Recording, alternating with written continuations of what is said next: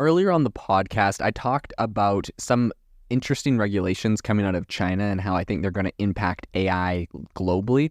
And I think this is especially relevant today as one of China's tech titans is essentially racing to invest $340 million in an OpenAI competitor. So today on the podcast, I'm going to be talking about some of the implications of this, why I think this is important, some of the geopolitical outcomes that I think are going to be happening in AI because of this, and why I think it might not be great to integrate Chinese AI into what we use here in America or Europe or other places, and why I think we may not actually have a choice about this, but we're going to be using this whether we like it or not. So let's dive into it on the podcast today.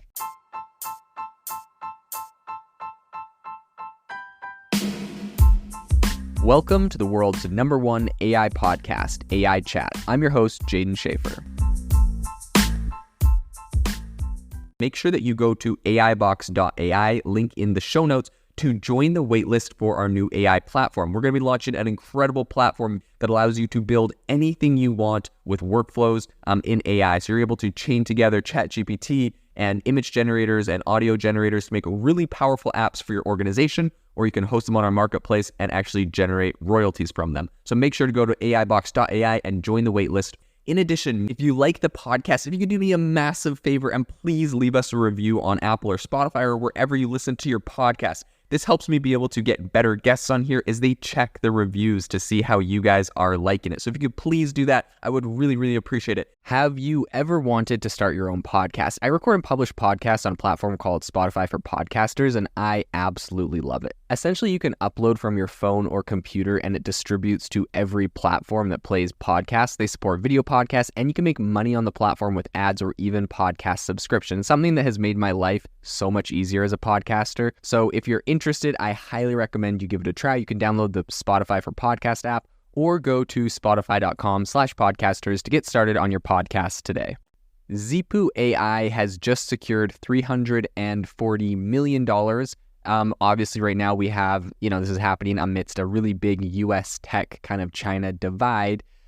So I think amid this whole escalating AI race between the US and China, Zipu AI is an emerging foundational model which is developed in China, but it has announced, of course, that they have a significant fundraise of 2.5 billion yuan. That's roughly $340 million.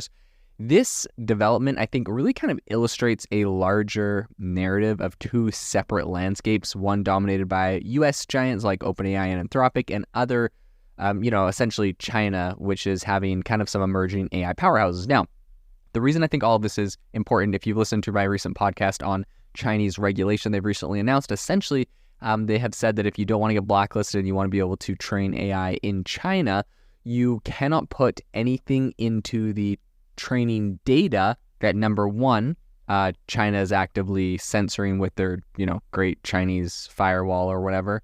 So anything that the state is censoring, the CCP is censoring, Chinese Communist Party is censoring, you cannot include that in your data set. And in addition, any content that they think is like problematic to society that does not support the what they literally quote as the socialist agenda, anything that does, if you have more than like 5% of your content that goes against their like ideological, they have a bunch of ideological things. So if more than 5% of your content is not in alignment with China's stated ideological,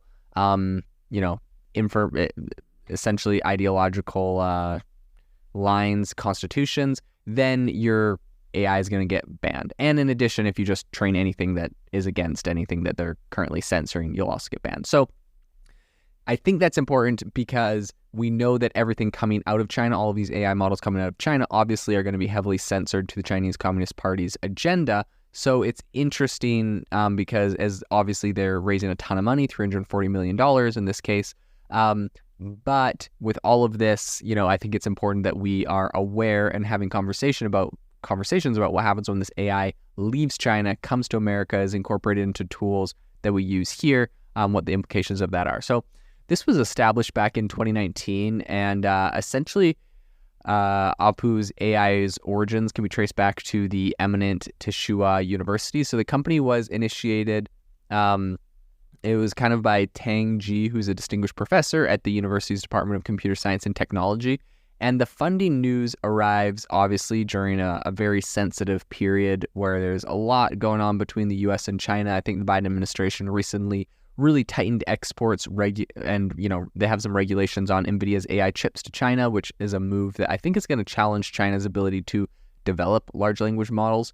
In response to potential semiconductor bans from Washington, China's AI firms have been amassing huge quantities of these chips with investments totaling hundreds of millions of dollars to maintain its stake in this, high-stakes AI competition. ZiPu has ensured a robust financial backing by a lot of different investors. This $340 million fundraise, I think, is particularly noteworthy since it originated from yuan-dominated funds, right? So this is not American dollars that are getting sent over here. This is, money from inside of China that's developing this. And I think this really, right now, demonstrates a market departure from the past 20 years where, USD was a primary financing currency. However, recent geopolitical tensions, of course, driving this really big technological rift, I think have changed the investment landscape, specifically when we're talking about AI. I think notably Joe Biden in August issued an executive order prohibiting U.S. investments in crucial Chinese tech sectors. And this kind of encompasses fields like AI, semiconductors, quantum computing, all of that. And so I think while the move is a strategy to counteract Chinese military expansion, right, that's kind of like the idea behind this. Essentially, the executive order is like, hey, we're going to slow down their AI development so we can stay ahead, their AI, semiconductor, quantum computing development so we can stay ahead, because inevitably they're going to integrate this into their military and we don't want them to have that military edge. So that's kind of the US's thinking on that.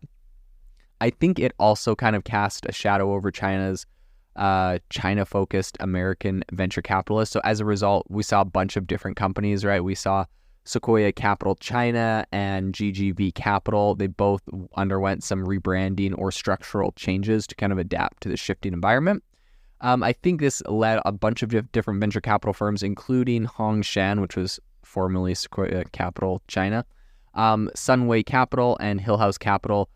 They all participated in Zoop's funding round and or ZiPu's funding round. And additionally, I think a state fund managed by Legend Capital also backed the AI firm. Surprise, surprise, the Chinese Communist Party's state fund is invested in this. So in case you're wondering, is this AI going to be super aligned with the Chinese Communist Party? I think the answer is probably yes. So, and of course, I think that's why Sequoia Capital had to rebrand and, kind of distance themselves from their Chinese branch because, probably investing alongside the CCP in technology that's inevitably going to get integrated into the, the People's Republic of China's army or whatever, probably isn't a good look for an American venture capital firm. So I think adding another feather to its cap, ZiPu also got support from a big list of Chinese internet giants who typically operate as competitors. So we saw Alibaba, Tencent, Ant Group, Xiaomi, and Kingcroft. They all co-invested in this round, which I think is kind of highlighting the potential they see in this,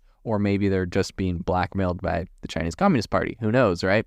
In any case, I think on the technology front, ZiPu recently made headlines by open sourcing its bilingual conversational AI model, ChatGLM 6B. This model trained on 6 billion parameters, and it has running inferences on standard consumer-grade graphics cards. So additionally, ZiPu has also released an open-source foundational model, the GLM 130B, which was trained on around 130 billion parameters. Overall, this is a very interesting landscape as China's getting more into this. I think it's going to be interesting to see how they roll some of this technology out into America or into products that they ship to America, and whether we want this, Chinese censored AI or not. I feel like it's going to find its way here, so this is going to be an interesting area to keep an eye on and to talk about. This episode is brought to you by Shopify. Forget the frustration of picking commerce platforms when you switch your business to Shopify, the global commerce platform that supercharges your selling wherever you sell. With Shopify, you'll harness the same intuitive features, trusted apps, and powerful analytics used by the world's leading brands. Sign up today for your $1 per month trial period at shopify.com/tech, all lowercase. That's shopify.com/tech.